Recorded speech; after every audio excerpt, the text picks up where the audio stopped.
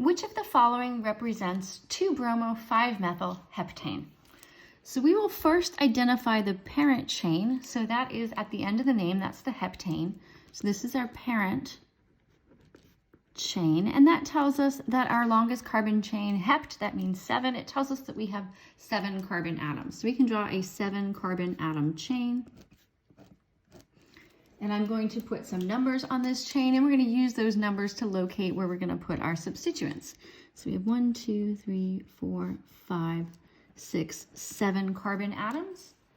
And so the 2-bromo tells us that we have a bromine as a substituent attached to carbon number 2. So here is the bromine attached to carbon number 2. And then 5-methyl communicates that methyl means that we have 1 carbon atom. So it's a 1 carbon atom substituent, and 5 means that this is attached to carbon number 5. So this is what we're looking for. So we're looking for a 7 carbon atom chain. So we see an A, 1, 2, 3, 4, 5, 6. This looks much too short. 1, 2, 3, 4, 5.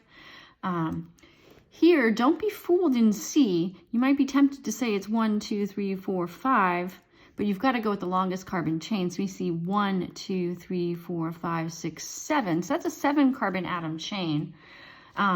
So let's take a look at this one and number it the way that we would need to. So you want to number it to give the lowest number to the substituent. So if you're counting from the top, you'd hit your first substituent at carbon 1, 2, 3.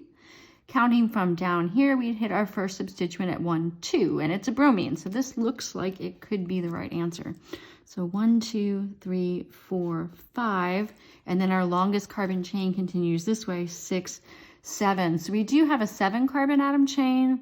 We have a bromine on carbon 2 and a methyl group on carbon 5. So this is the molecule that we're looking for.